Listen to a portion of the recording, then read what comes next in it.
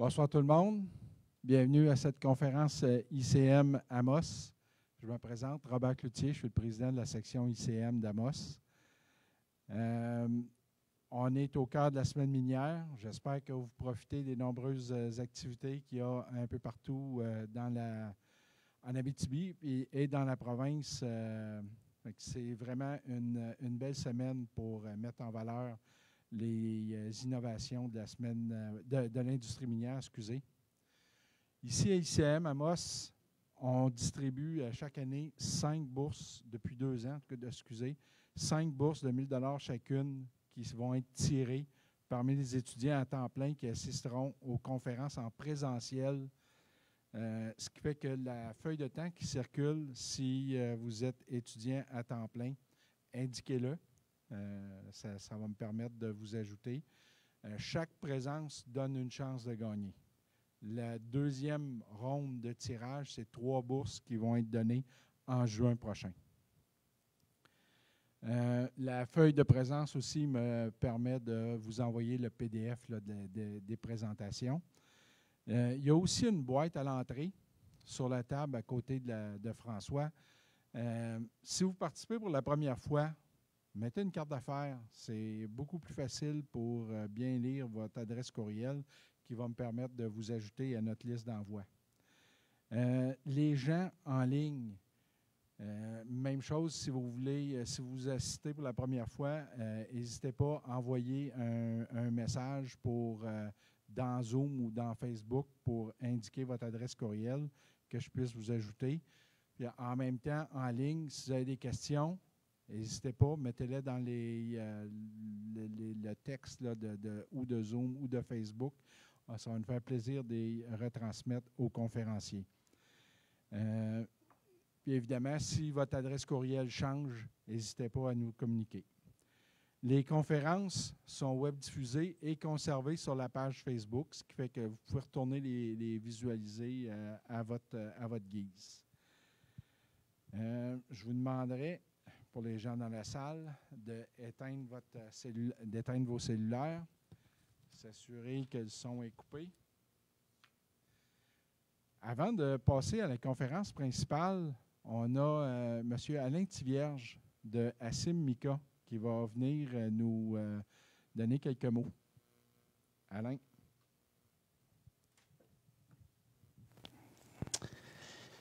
Merci beaucoup.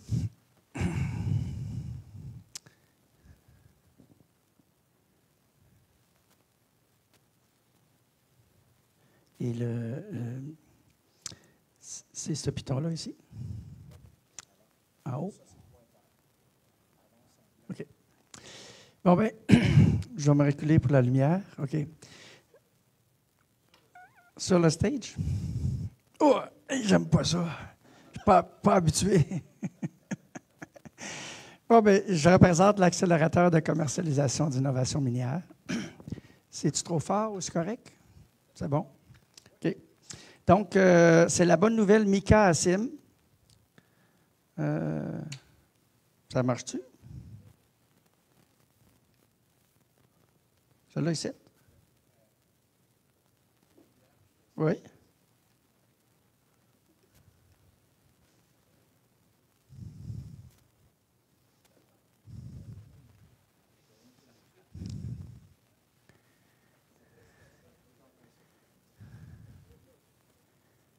Ah, non. OK. Bon, ben ça ne marche pas.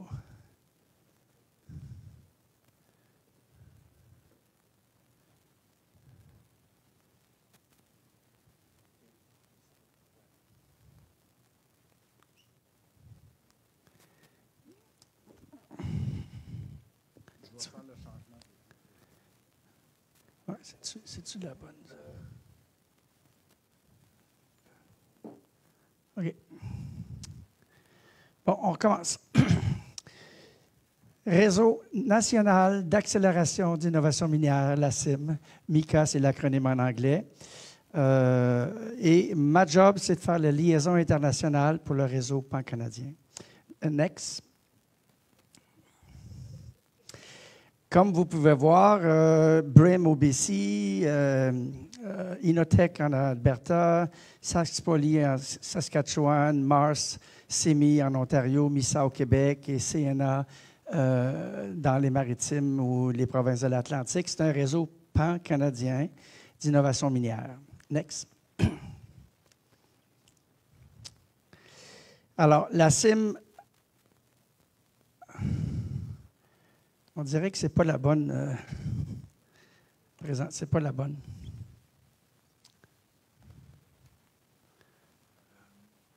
Parce que je ne t'ai pas vu. Ça marche? OK. Bon, OK. OK, take two. OK. Donc, mon rôle, c'est de bâtir des ponts à l'international.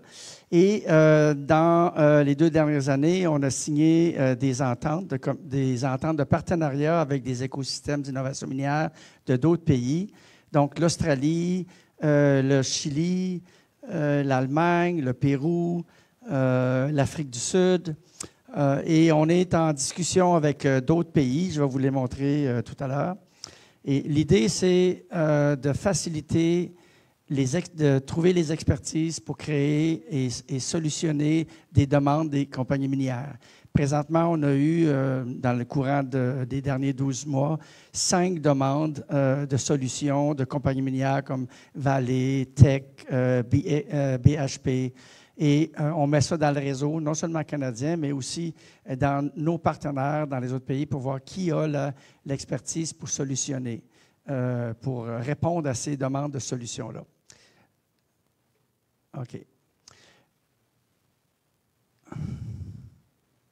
Hey, monsieur, j'ai déjà fini ma présentation. Mais c'était tout croche, là. Grosso modo, ce que j'aimerais dire, c'est qu'on a aussi des partenariats avec ces pays-là qui ont aussi des accès à du financement international. Entre autres, le Chili, l'Afrique du Sud, un certain nombre de pays sont membres de fonds multilatéraux comme Eureka ou encore New Horizons. Et là, on parle de sommes entre 40 milliards d'euros et 95 milliards d'euros pour la décarbonation, l'électrification, la crise climatique. Et comme vous le savez, en transition climatique, pour la crise climatique, c'est les métaux et les minéraux qui solutionnent, qui vont aider à cette transition-là. Et on a besoin d'innovation pour augmenter la capacité, baisser les coûts de production, améliorer l'acceptabilité sociale.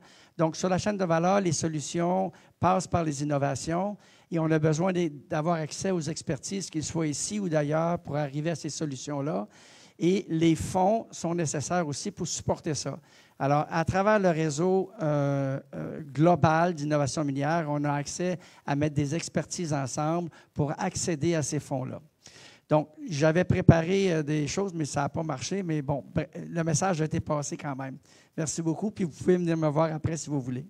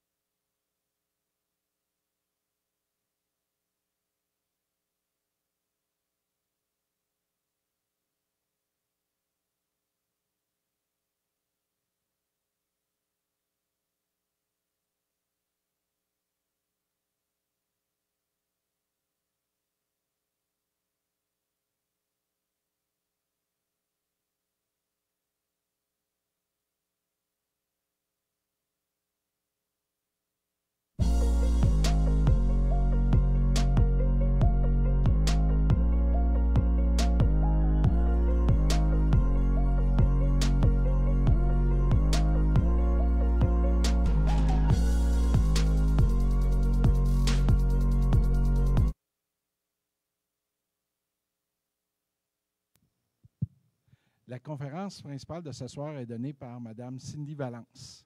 Engagée, présente et proactive, Cindy est une gestionnaire d'expérience depuis plus de 20 ans, ayant occupé de hautes fonctions en tant que, tout récemment, vice-présidente exécutive et chef de la direction développement durable. Son dynamisme, sa rigueur et son sens du développement des affaires lui permettent de mobiliser l'ensemble des parties prenantes pour le développement durable, l'impact sociétal et la co-création de valeur. Sa vaste expérience en développement des affaires, ses connaissances appliquées entourant la transition énergétique et sa facilité d'échange avec les Premières Nations font d'elle un lien précieux dans l'écoute et la mise en valeur de l'ensemble des parties. La résultante permet d'atteindre le juste équilibre entre le développement de projets de nature industrielle, la création de valeur et l'harmonie avec les milieux. Ayant œuvré à l'international, son réseau d'affaires étendu lui porte à travailler quotidiennement avec des collaborateurs de différents milieux, tels que des intervenants économiques, des actionnaires, des intervenants locaux, des partenaires internationaux, des partenaires gouvernementaux, des ambassades, des bureaux du Québec à l'étranger, etc. Cindy a siégé sur de nombreux conseils d'administration, notamment Women in Mining Abitibi, la Chambre de commerce et d'industrie de Rouyn-Noranda et de Propulsion Québec, la grappe des transports électriques et intelligents. Elle est détentrice d'un MBA avec une spécialisation en gestion appliquée de l'industrie minérale et professionnelle accréditée en commerce international. Cindy, c'est à toi. M'entendez-vous? All right. Good. Hey, merci. Merci. J'ai l'impression de... Ça fait quelques temps... Oh, ben, tu as raison, Alain, n'est pas simple, la marche. Bien, bonjour tout le monde. Ça me fait plaisir d'être avec vous ce soir. Merci à l'invitation, Ghislain. Pauvre lui, j'ai tardé un peu à y revenir. Ça arrive, des fois.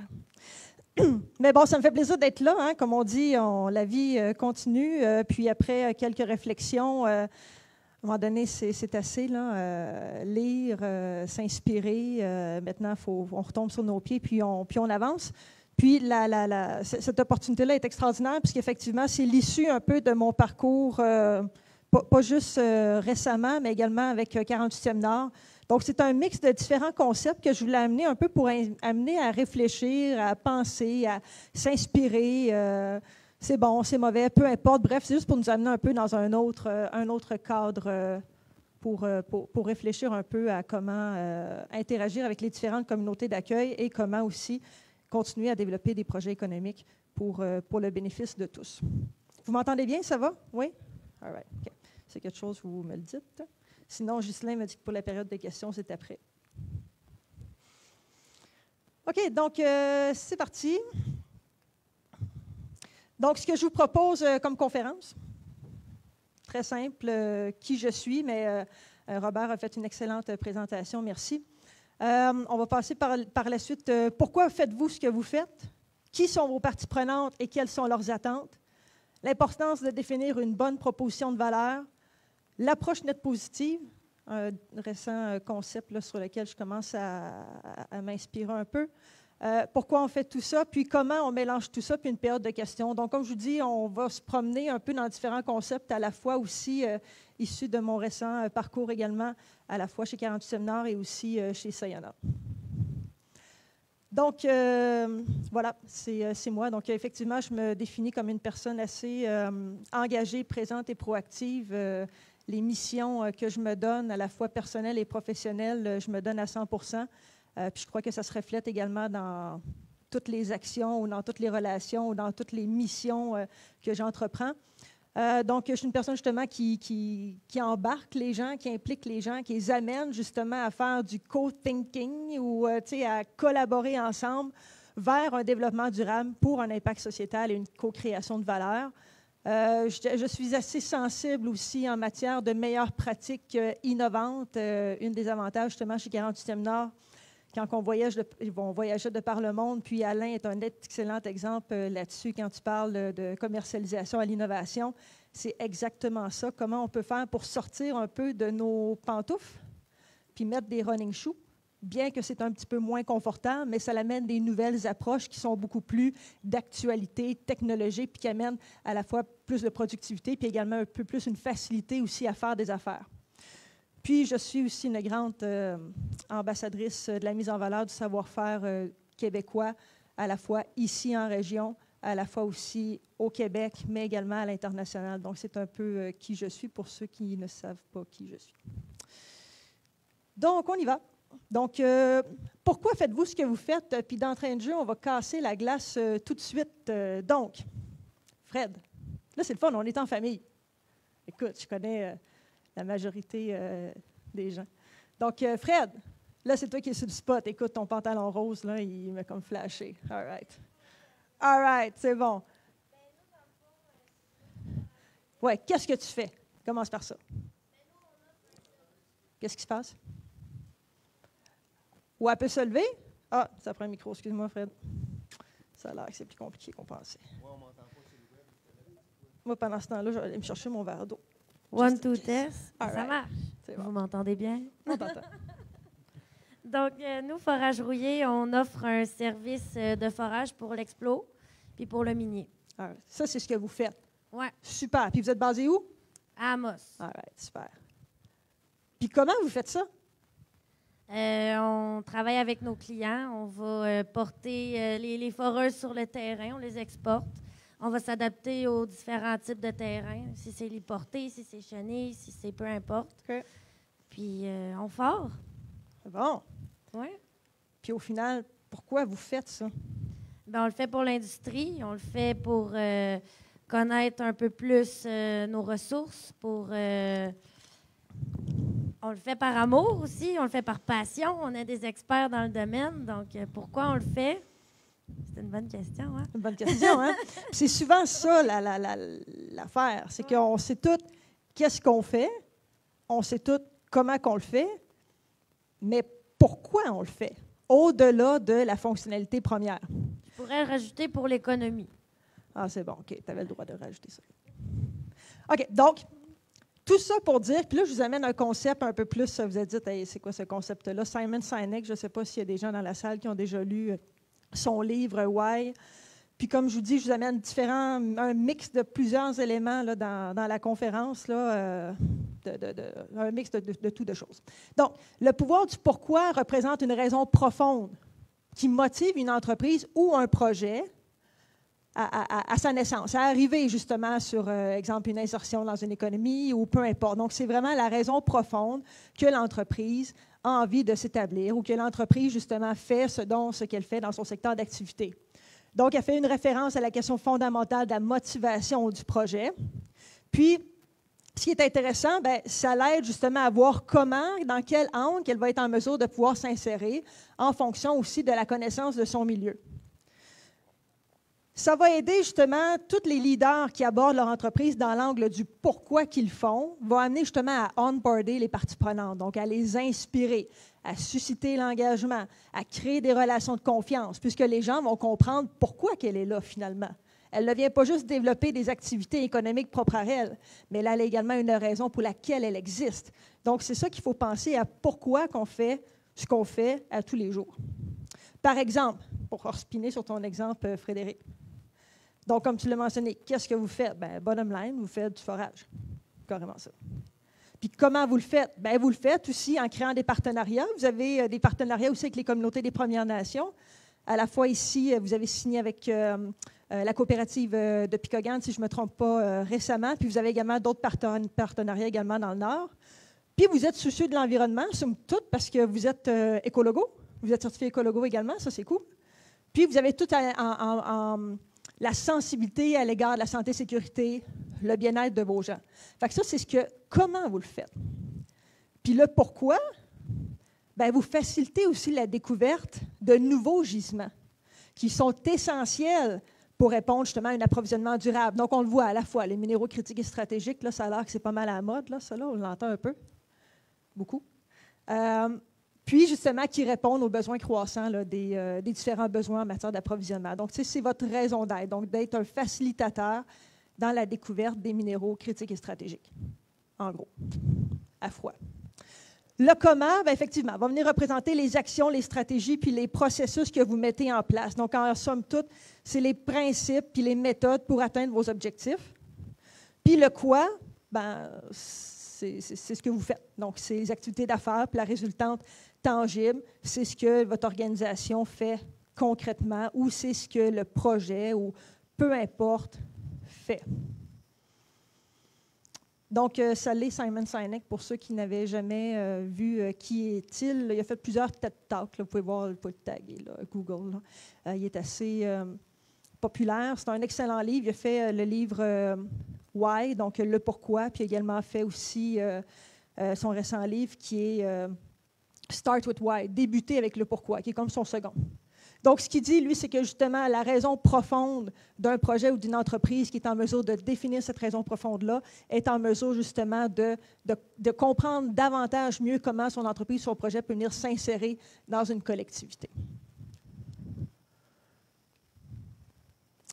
Ici, rapidement, une petite pensée un matin en me levant, puisque j'écris beaucoup, je lis beaucoup, je m'inspire. J'ai ça à faire ces temps-ci. Et m'occuper de mon garçon également.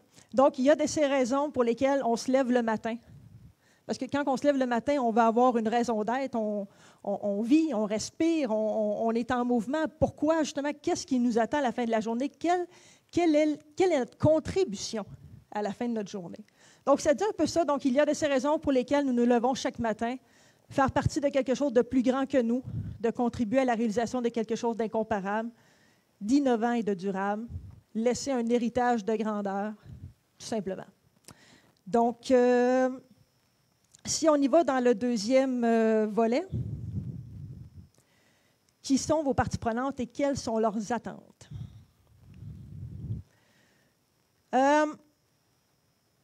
Est-ce que vous savez, bon an, mal an, puis tu sais, on a toutes des parties prenantes, là, que ce soit l'industrie, les commerces, ou peu importe, les investisseurs, les fournisseurs, bref, on est toute une partie prenante de quelque chose. Mais en tant qu'entreprise, en tant qu'industrie, ou peu importe, est-ce qu'on connaît bien nos parties prenantes? Souvent, on va présumer un peu qu'est-ce qu'ils s'attendent d'un projet ou d'une entreprise. Puis on le voit, là, dans les médias, ça fait pas mal l'actualité. Tel projet vient dans telle région ou dans telle ville, va amener 4000 emplois, va amener tant de contributions économiques, etc., etc. C'est pas mal les fameux highlights qu'on voit dans les médias. T'sais. Mais c'est-tu juste ça qu'ils veulent? Est-ce qu'on sait réellement qu'est-ce qu'ils veulent? Ils peuvent avoir, exemple, oui, on va présumer qu'ils veulent avoir un service de qualité, qu'ils veulent avoir des emplois, qu'ils veulent avoir de la formation, des commandites, mais c'est quoi concrètement? Puis à un moment donné, je m'étais promenée dans une petite localité, puis une municipalité, puis on m'avait dit, tu sais, Cindy, nous autres, on veut juste un dépanneur, tu sais. On trouve ça cool, le projet, oui, les emplois, machin, mais tu sais, on sait qu'à travers ça, on va revoir notre dépanneur qu'on a perdu. Parce qu'on est tanné de faire des 30 km d'un bord, puis des 45 km de l'autre. Puis là, quand on veut juste une pinte de lait, bien là, tu n'y as pas pensé. Il faut que, tu sais, il dit, c'est ça qu'on veut, à somme toute, tu sais.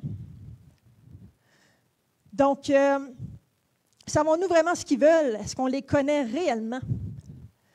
Puis une bonne compréhension des attentes des parties prenantes va venir faciliter, oui, clairement, l'intégration et le développement des projets, mais surtout, ça va nous permettre de définir la raison encore plus pourquoi on fait ce projet-là. Quel est l'héritage que le projet va laisser tout au long de la vie utile du projet ou la vie utile de l'entreprise, ou peu importe. Quel est l'héritage à la fin qu'on va pouvoir laisser? Donc, elles sont si nombreuses et si diverses. Donc, vous voyez un peu là, un mix de bonbons mélangés qu'une partie prenante va s'attendre d'une compagnie ou peu importe. Puis ici, pour vous donner une idée, j'ai fait, je ne sais pas si vous connaissez, comme je dis, j'utilise différents concepts puis je les applique. C'est Bain & Compagnie, la matrice de Bain. Non? Bain? Ouais. Non. Oui, tu connais? Ah, Sébastien. C'est vrai, j'aurais dû commencer par « Bonjour, monsieur le maire ». Je suis désolée. Donc, d'un point de vue communauté, je vais vous montrer les différentes attentes que les gens peuvent avoir. D'un point de vue communauté, qu'est-ce qu'ils veulent avoir en premier de tout? C'est avoir de l'information. Ils veulent être informés. Ils veulent savoir qu'est-ce qui se passe. Ils entendent des choses, ils ne savent pas trop. T'sais. Ils disent, non, on peut-tu avoir juste la propre information, juste claire, concis, fréquente? T'sais, on ne veut pas entendre qu'un tel dit quelque chose. Non, on va avoir de l'information directement de la source. De deux, ben, ils ne veulent pas avoir d'anxiété. Ils ne veulent pas vivre un stress avec justement une méconnaissance d'un manque d'information ou peu importe. T'sais. Donc, ils veulent avoir leur anxiété au minimum. Donc, tout ça, comment on est capable de réduire l'anxiété au minimum, c'est d'avoir de l'information puis d'avoir un modèle un peu plus collaboratif, de penser ensemble. Puis j'ai mis un top 3. OK, écoute, il y en a bien plein. Là, je pourrais passer la nuit ici, là, mais j'ai fait un top 3. Puis ils veulent avoir une entreprise engagée. Engagée avec les collectivités, engagée avec les parties prenantes, engagée dans sa mission de passer puis de mener à terme justement les activités. Si on va d'un point de vue donneur d'ordre ou business to business, exemple, je suis une compagnie puis je fais affaire avec Fred. Je l'embauche, j'embauche ce forage rouillé. Qu'est-ce que je m'attends? Là, on a nos 3 ici d'un point de vue communauté. Okay? Ben, moi, si je suis une entreprise puis j'engage forage rouillé, ben, bottom line, je vais vouloir m'assurer que la crème ne soit pas trop chère. Parce que les autres vont peut-être l'être moins un petit peu importe. Fait que, première chose, je vais m'assurer qu'elle ne soit pas trop chère. De 2, ben, crème, ça a-tu du sens? Elle a-tu un produit de qualité pour que je puisse faire affaire avec elle?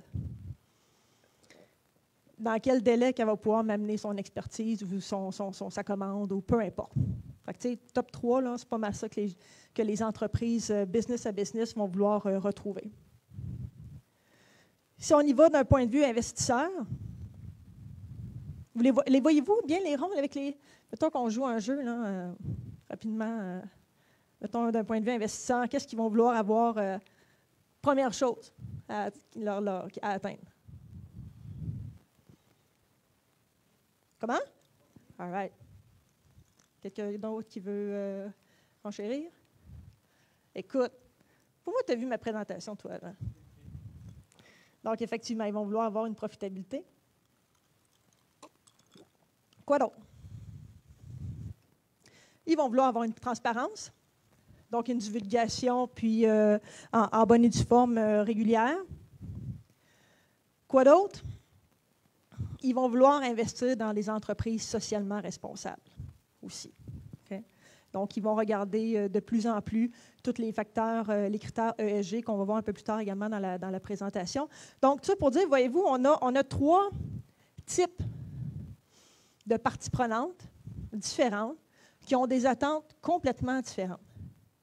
Donc, imaginez je ne veux pas dire la complexité, ouais, ça peut être un peu complexe, que quand une entreprise ou un projet arrive, mais elle se doit de connaître l'ensemble des attentes, des préoccupations, puisque c'est ça qui va devenir justement le moteur, puis qui va créer cet héritage-là à la toute fin pour les collectivités, puis pour l'ensemble des parties prenantes. Donc, chacun va trouver, puis va tirer son épingle du jeu à travers tout ça. OK, je suis correct avec mes petites notes, c'est bon. OK, c'est bon. Donc, l'importance de définir votre proposition de valeur. Bien clairement, c'est quoi une proposition de valeur? C'est la promesse. C'est une promesse de valeur à tenir. Donc, c'est la raison pour laquelle une partie prenante, peu importe la catégorie de partie prenante, va vous faire confiance. Parce que là, vous êtes en train d'échanger, puis vous êtes en train de rentrer dans une dynamique de relation de confiance. Donc, pour créer cette relation de confiance-là, vous devez savoir pourquoi votre entreprise existe. Donc, on revient sur le why. Ce travail-là doit être fait. Au-delà de « on fait du forage ». OK, Fred, tu as retenu ça? All right. Puis également aussi, le monde change. Les façons de faire changent. C'est quoi l'héritage que vous voulez laisser à la fin pour la société? Qu'est-ce que vous voulez réaliser au-delà des objectifs économiques? Donc, c'est ça qu'il faut penser. Avoir une sensibilité beaucoup plus collective. Un autre, la carte d'empathie. Connaissez-vous ça, carte d'empathie? Non? J'ai essayé de trouver quelque chose sur Internet pour l'illustrer un peu. Là. Il y en a différents modèles. Puis, ce qui est intéressant, c'est que vous vous mettez dans la peau d'une partie prenante, peu importe la catégorie que vous voyez. Donc, vous arrivez, exemple, je veux créer la compagnie X, peu importe, là, puis je veux ouvrir les portes, là, où je sache pour m'assurer qu'il y a mon modèle d'affaires, puisse rentrer en adéquation aussi, puis m'assurer d'une viabilité de mon entreprise. Donc, si je me mets à la place d'une partie prenante, qu'est-ce qu'elle voit? C'est quoi son environnement? Qu'est-ce qu'elle entend? Elle est influencée par qui? C'est quoi ses grandes douleurs? C'est quoi ses grandes préoccupations? Puis c'est quoi aussi ses attentes? C'est quoi l'information qu'elle reçoit de mon entreprise avant même que j'aille la voir? Donc, l'importance justement de se mettre dans la position de chacune de ces parties prenantes-là va vous permettre après ça de définir votre proposition de valeur. Donc, votre entreprise, au-delà de ses activités économiques, comment qu'elle va venir maximiser les motivations de votre partie prenante qu'elle vous a identifiées pour venir accélérer les bénéfices sociétaux à la fin, puis créer justement cet héritage-là. Puis comment, selon ces douleurs, ces frustrations, ces préoccupations qui sont tout à fait légitimes, vous allez être en mesure non seulement de tenter de les virer en opportunités pour qu'à la fin, ça puisse devenir des bénéfices sociétaux. Sociétaux, exactement. Donc, tout ça, c'est par l'écoute, le dialogue, la conversation, de l'ouverture d'esprit, une présence, boots on the ground, définitivement, puis une compréhension de la culture aussi, puis du milieu dans lequel vous faites affaire. L'approche nette positive, ça va jusqu'à maintenant? Oui, c'est bon. Mon meilleur fan. On est en famille ici, pour ceux qui sont sur le web. Là. Donc, l'approche net positive, qu'est-ce que c'est le net positive? C'est une nouvelle façon de faire des affaires qui vient réinvestir dans la société, l'environnement et l'économie mondiale plus qu'elle n'en retire. Donc, c'est un groupe d'organisations qui a été The Climate Club, Forum to the Future, puis World Wildlife Fund Canada, qui ont débuté ça en 2013 pour justement apporter un nouveau concept, créer une cohérence, une crédibilité puis une rigueur, puis développer le mouvement Net Positive qui mène justement à amener puis à adopter une approche qui est basée justement sur, quand une entreprise adopte cette approche-là Net Positive, ça vient empower un peu plus leur marque, d'avoir des bons résultats financiers, puis également d'attirer les meilleurs talents. Mais surtout, c'est qu'ils ont dans leur mindset que de faire des affaires n'est pas être un marathon et non un sprint. Donc, de là, justement, la notion d'héritage. Donc, justement, quand on vient, puis on onboard nos communautés en amont, nos parties prenantes en amont, il faut penser à la notion de qu'est-ce qu'on va léguer à travers nos activités quotidiennes, sur quoi qu'on est en mesure de construire pour qu'à la fin, on soit en mesure de créer un héritage pour les collectivités. Donc, effectivement, tu parlais d'innovation, Alain. Pour avoir une approche nette positive, il faut d'emblée avoir une culture d'innovation très forte, parce que clairement, là, on va mettre un peu plus des running shoes pour justement sortir de notre zone de confort. Ça va amener justement les entreprises à collaborer aussi avec d'autres organisations, justement, pour trouver différentes façons pour avoir une approche nette positive. Puis comment que ça se design, ça, en gros? C'est que peu importe un projet ou peu importe, il y a toujours un impact, mais c'est de voir comment, sur la durée du projet, on est en mesure de transformer justement les impacts vers un héritage pour maximiser les bénéfices sociaux à la fin. Donc, justement, les entreprises qui doivent s'efforcer de devenir des sociétés à impact positif net, puis d'améliorer le bien-être de tous ceux et celles qui sont concernés par les retombées de leur activité, y compris les générations futures et la planète en elle-même. Donc, c'est un modèle d'affaires qui amène justement à repenser autrement notre façon de faire des affaires. Puis, pourquoi qu'on fait tout ça? Pourquoi qu'on fait tout ça? Parce qu'on entend parler beaucoup plus du ESG, hein, 3 petites lettres qui sont bien plus que 3 lettres. Pourquoi j'ai marqué ESG quoi? Parce que, bon, des fois, je rencontre des gens, puis c'est un peu rigolo parce qu'ils disent, ils mêlent un peu avec GES ou EGS ou ES, puis ils ne savent plus trop. Donc, bref, il y a encore un peu de compréhension puis de culture à avoir autour du ESG. Mais en quoi ça me concerne et pourquoi? En quoi ça nous concerne? Bien, 3 lettres qui disent beaucoup. Vraiment un focus sur l'environnement, Vraiment un focus notamment sur tous les aspects beaucoup plus physiques, justement au niveau de l'environnement puis des risques que l'entreprise peut faire face, soit au niveau des changements climatiques, etc. Au niveau social, tous les risques au niveau de différentes formes sociétales, les employés, les collectivités, puis la gouvernance, tout ce qui est en mesure de structurer une gouvernance, d'avoir une culture de transparence, d'avoir une structure beaucoup plus de compliance là, au niveau de l'entreprise. D'un point de vue communauté, pourquoi c'est important? Bien, clairement, dans le ESG, on va parler justement d'engagement communautaire, diversité et inclusion. Je ne connais pas toutes non plus vos entreprises ici, là, mais rapidement, Frédéric, c'est pas parce qu'elle a parlé tout à l'heure, mais Forage Rouillé ont une culture de diversité et inclusion assez forte, si je ne me trompe pas. Puis je pense que c'est le cas, effectivement, notamment avec les Premières Nations également, là, avec les employés qui sont au cœur de leur entreprise. C'est important pour les communautés d'accueil, quand ils viennent avoir un projet, que cette entreprise-là ait cette nature-là, cette culture-là, puis ces valeurs-là. Ça fait que, somme toute, on est fiers de voir qu'une entreprise qui est sur notre territoire embrasse la diversité et l'inclusion. Tout ce qui est au niveau des relations avec les communautés, les contributions économiques, donc comment, justement, on est en mesure d'empower les communautés locales à travers la chaîne d'approvisionnement locale, puis voire même, puis on va en parler tout à l'heure, créer des nouvelles entreprises aussi à travers les grandes sociétés. Tout ce qui est niveau pratique et normes de travail, on sait au Québec, on est chanceux d'avoir des normes du travail intéressantes, des bonnes conditions d'emploi, des bonnes conditions salariales, une expertise, notamment... je suis en train de suffire, je vais boire un peu d'eau. Notamment une expertise, notamment à l'industrie minière. Hein, ici, en Abitibi-Témiscamingue, au Québec, on a un savoir-faire intéressant qui est de classe mondiale.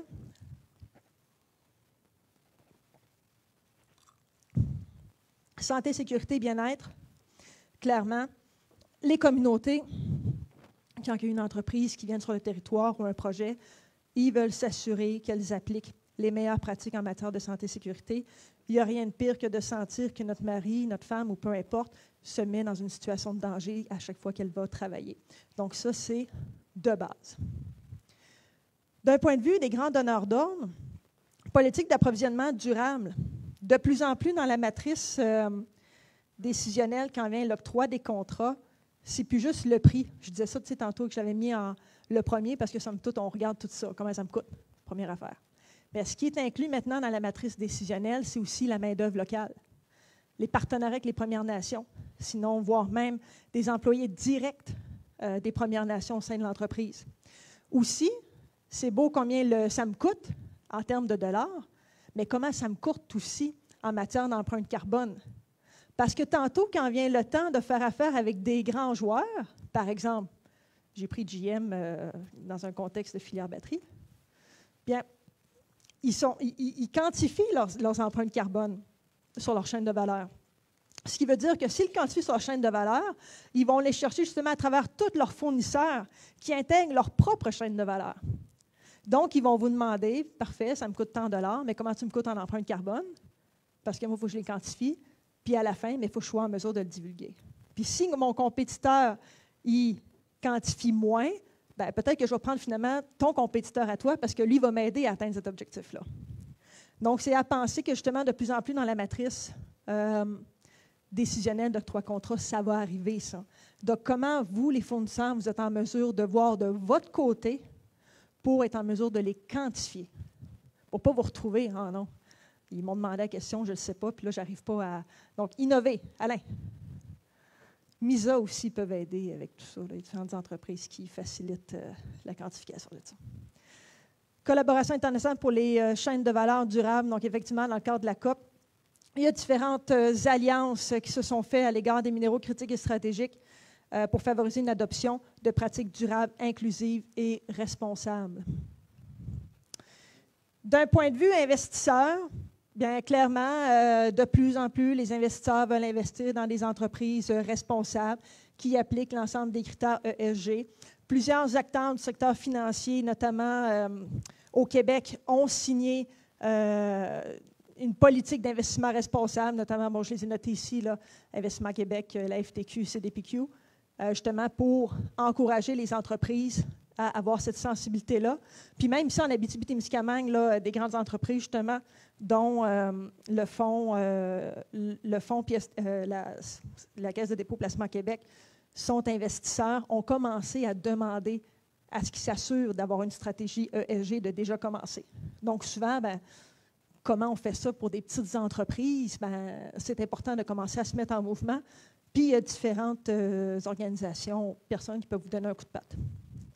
Croissance des actifs d'investissement responsable, puis différentes collaborations justement pour un financement durable. Donc les investisseurs, de plus en plus, commencent à regarder ça, puis souvent, mais dans un contexte où il y a plusieurs projets qui émergent, quel va être l'élément de différenciation dans lequel ils vont investir plus que lui ou l'autre. Donc, ça va faire partie justement des critères là, de différenciation qui vont permettre à une entreprise de se positionner puis d'attirer des investisseurs. Différentes normes, on peut s'y perdre au début. Assez simple, on commence par celle... on peut s'y perdre au début, assez simple, mais on commence, on a mis là, les principaux. Donc, ODD qui vise à mettre en place les objectifs globaux qui viennent englober toutes les pratiques de durabilité, de développement durable. À la gauche, à la droite, le gris et le SASB, qui sont des normes qui encadrent les divulgations qui sont complémentaires. Le SASB va venir être beaucoup plus spécifique selon différentes industries. Plus bas, ici, vraiment un focus beaucoup plus au niveau des risques financiers, puis également au niveau des changements climatiques. Le Carbon Disclosure, lui, qui vise justement à encourager les entreprises à divulguer leurs empreintes carbone. Donc, l'ensemble de ces normes-là et de ces cadres-là viennent outiller les entreprises à guider, à mesurer, puis à bien communiquer leur stratégie ESG. Donc, ce qui fait, somme toute, avec la stratégie ESG, puis également avec votre stratégie de modèle d'affaires, votre modèle d'affaires d'entreprise, c'est d'avoir une stratégie intégrée qui vient à la fois combiner les deux. Pourquoi? Parce que ce qui va faire en sorte que le cœur de votre business, votre plan d'affaires, votre modèle d'affaires, va être directement en adéquation avec les attentes de vos parties prenantes. Okay? Donc, chacune de vos décisions puis de vos actions vont être basées sur les attentes de vos parties prenantes parce que vous allez avoir à la fois identifié leurs attentes, leurs préoccupations, leurs douleurs, etc., puis également s'assurer d'une viabilité économique pour votre projet. Donc, les mettre ensemble va vous amener à avoir une sensibilité beaucoup plus à long terme sur votre entreprise puis sur votre implication avec les collectivités. Puis, comment qu'on mélange tout ça? Une slide qui dit pas mal, qui wrap up pas mal tout ce qu'on a vu. Donc, votre pourquoi, définir votre raison d'être, comment vous faites votre projet, vos activités, etc., comment vous le faites, votre proposition de valeur, donc votre sensibilité à l'égard de votre milieu, mettre en place vos priorités ESG, donc à la fois en environnement, sociaux et gouvernance, qui, eux, sont linkés directement avec les attentes et les préoccupations de vos parties prenantes. Puis, à la fin, c'est tout simplement de matérialiser votre approche walk the talk, une présence, boots on the ground. Parce que même si vous mettez ça sur papier, même si vous le mettez dans des éléments de marketing ou peu importe, puis les pompons, les trompettes, il va falloir le mettre en exécution, puis ça va être avec vos gens que vous êtes en mesure de pouvoir le faire. Donc, si vous avez envie d'échanger, de bâtir votre approche, votre héritage, moi et Frances, on a commencé, Francesca Rio, qui est juste ici, une de mes collègues qui me suit depuis 40e Nord. On a commencé notre étape-là. Par la suite, tu es venu avec moi chez Sayona. Donc, on a commencé justement, au lieu de prendre le café ici et là, chacun de notre côté, à idéaliser un peu différents contenus, différentes pratiques. Puis, on voulait tout simplement vous partager un peu un mix de différents concepts dans une approche justement pour venir faciliter l'intégration d'un projet pour le bénéfice des collectivités et des sociétés. Voilà. Questions? Commentaires?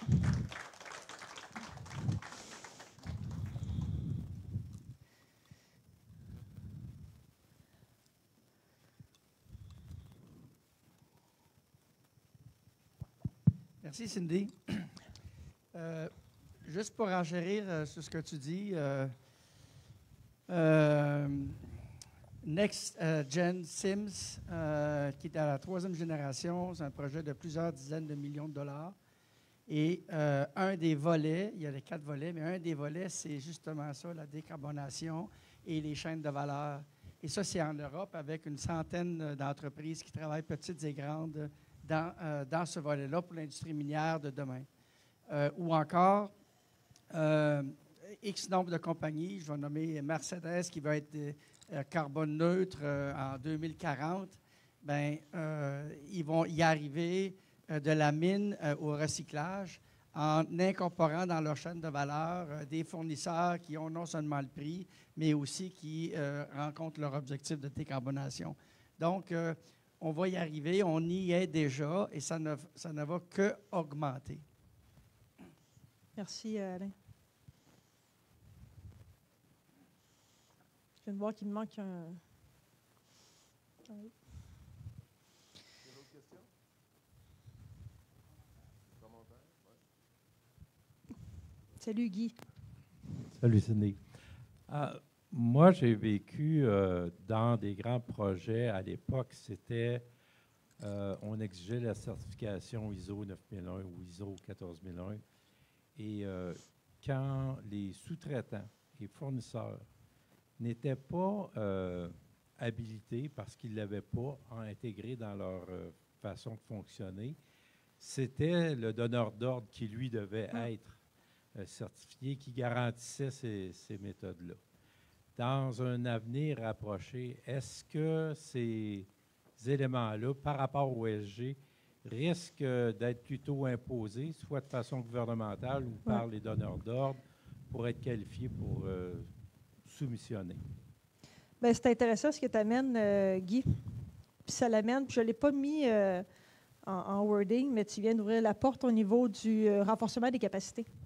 Justement, quand on est dans un milieu qui manque peut-être une connaissance ou une expertise, ou exemple, un projet qui veut venir s'implanter, qui a une capacité d'être attractif, puis d'élever les talents, puis d'élever les compétences, mais ça, je pense que ça peut être intéressant dans ce mode-là.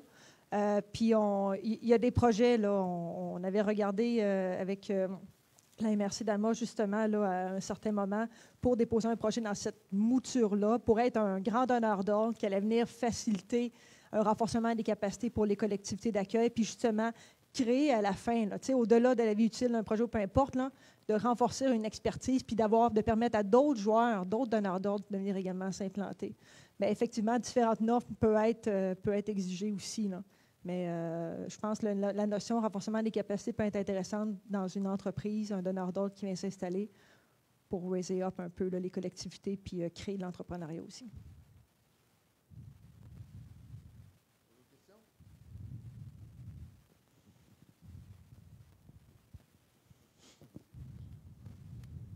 Bien, merci, Cindy.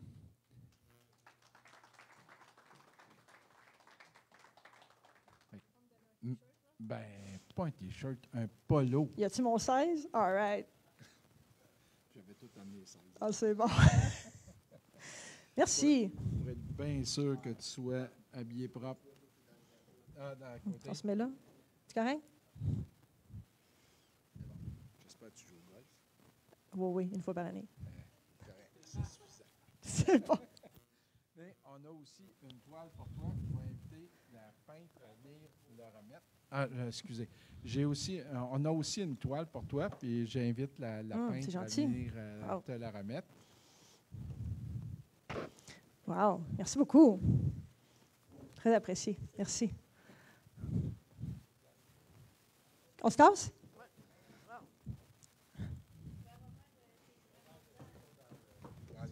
Veux-tu qu'on tasse le lutrin? Ça va-tu? OK. C'est bon.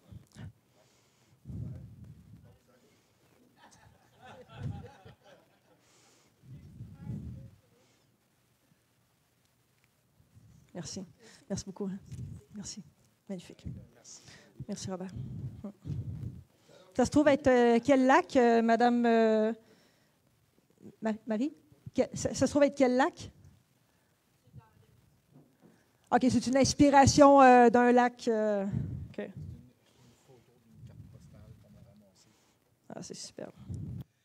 Bien, je vous remercie tout le monde. Puis, encore une fois, merci Cindy. Très intéressant. Puis, tu sais, quand je parlais que c'est la semaine minière, puis c'est l'innovation est dans le thème de la semaine minière cette année, bien, l'innovation, ce n'est pas juste technologique. Il y a tout ce qui va autour au niveau sociétal, environnemental.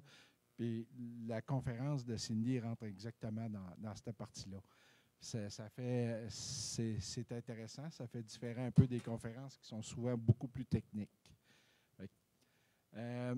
Cette semaine, il y a beaucoup d'activités, comme je l'ai mentionné une couple de fois. Demain midi, c'est Jean-Pierre Desmarais de Sandvik qui vient nous parler des défis d'intégration des véhicules. C'est pas autonome, c'est...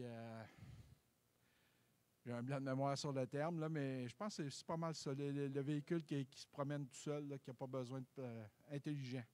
Un véhicule intelligent, comme mon téléphone. Il vient nous parler de l'implantation de ces véhicules-là dans les flottes de véhicules mobiles miniers. Il y a aussi demain après-midi une formation offerte par l'UQAT sur l'exploration du lithium. Est en ligne et ou en présentiel à Rouen. Jeudi, on a une visite qui est organisée pour aller visiter la mine canadienne Malartic. Et un 5 à 7 porte ouverte chez Dumont Nickel. Je vous attends. Vendredi, c'est un dîner-conférence par Danny Boisvert d'Eldorado, Eldorado Gold, excusez. Et vendredi soir, c'est une soirée au cinéma. Vous avez probablement vu le théâtre de rue Amos vous raconte ou Val d'Or vous raconte. Bon, mais ça fait 10 ans là, que de Amos vous raconte. Ils ont sorti un documentaire qui résume les coulisses des 10 ans de Amos vous raconte. C'est vraiment intéressant. C'est vendredi soir au cinéma. Ça fait le tour pour nos prochaines activités cette semaine. Je vais souhaiter bonne... on n'a pas eu de questions en ligne, hein? Non? Ben, je vais souhaiter bonne soirée aux gens en ligne. Puis ici, on va continuer.